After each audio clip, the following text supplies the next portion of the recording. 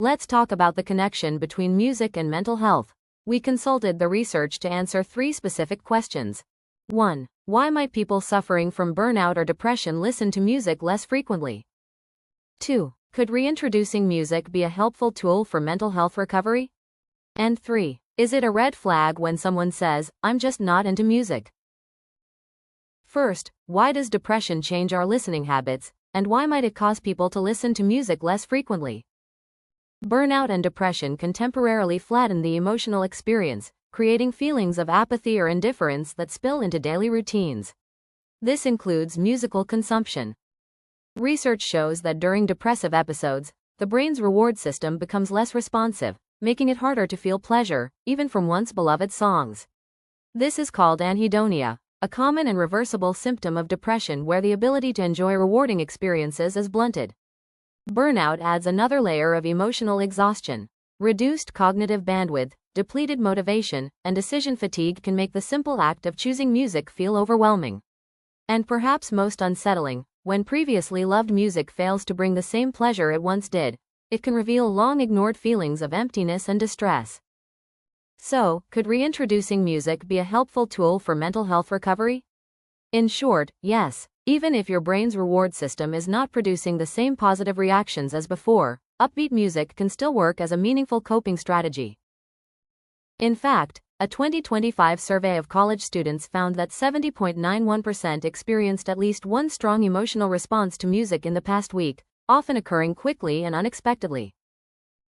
Many other studies have found that music reliably shifts how we feel in the moment, offering listeners an opportunity to self-regulate, especially as they work through deeper issues in therapy.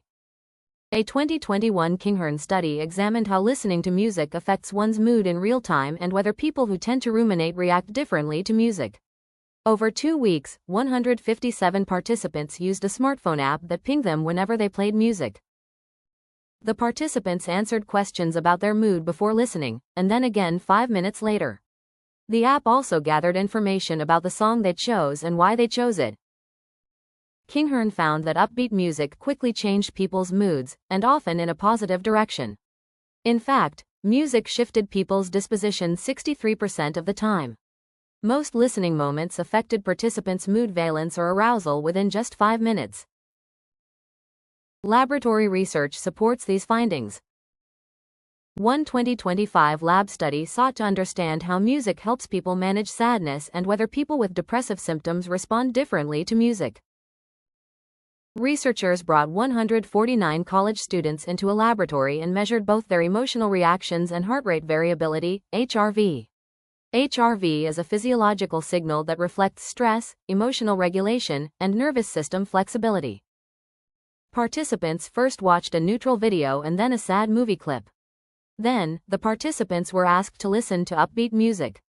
At the end of each stage, they recorded their mood using validated assessments while researchers tracked their heart rate variability.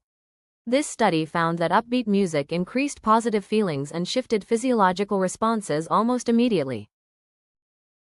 Rumination refers to a repetitive, involuntary, and self-focused pattern in which a person dwells on negative emotions, concerns, or memories without moving toward resolution.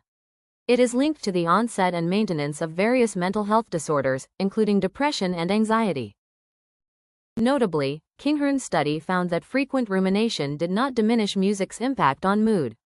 Music's effects appear robust enough to, momentarily, break through cognitive habits that typically reinforce distress. Depression is characterized by diminished responsiveness to positive stimuli and reduced physiological resilience. Therefore, it makes sense that depression might blunt emotional responses to music. But the data tells a different story. Remember the laboratory study mentioned earlier? The researchers demonstrated how upbeat music could be a promising regulation tool for individuals with depression. In fact, participants with depressive symptoms responded just as well to uplifting music as non-depressed participants. Upbeat music reliably improved self-reported moods equally across both groups, but the physiological findings were even more compelling. Happy music improved heart rate variability in the depressed group, shifting their autonomic nervous systems toward the more flexible, responsive patterns typically observed in well-regulated bodies. Another study examined whether music listening habits predicted mental health outcomes among disaster survivors. After the 2011 Fukushima nuclear disaster, many residents struggled with stress, anxiety, sleep disturbances, and emotional exhaustion. In 2021, researchers surveyed 420 adults living in Fukushima about their music habits and emotional well-being. People who listened to music, especially those who had a current favorite song, were more likely to report positive emotions. The results held up consistently, even when accounting for various factors, like personality traits, health, age, gender, and marital status. This pattern was especially strong for men and for people in their 40s and 50s. While upbeat songs have demonstrated meaningful benefits in short-term emotional regulation, there are limitations to consider when using music to regulate mood. Kinghorn's study found that situational factors impacted music's effectiveness in shifting moods. The research suggested that participants' purpose for listening, location, and listening activity had a greater impact than personality traits. Another small-scale study suggests that young people with depression sometimes choose music that intensifies sadness and reinforces hopelessness. Lyrics, repetition, and mood-matching strategies may worsen symptoms when used unconsciously. Self-awareness, as well as the music's mood, determined whether listening supported or harmed well-being. What if music has never done anything for you?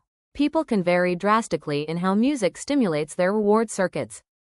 For a small population, emotional reactions to music have always felt foreign, despite healthy auditory functioning and full ability to derive pleasure in other domains. Researchers call this phenomenon musical anhedonia. Neuroimaging research suggests that about 3 to 5% of healthy participants showed a stable and selective lack of pleasure from music. Musical anhedonia does not imply anything about a person's personality, emotional depth, or capacity for joy.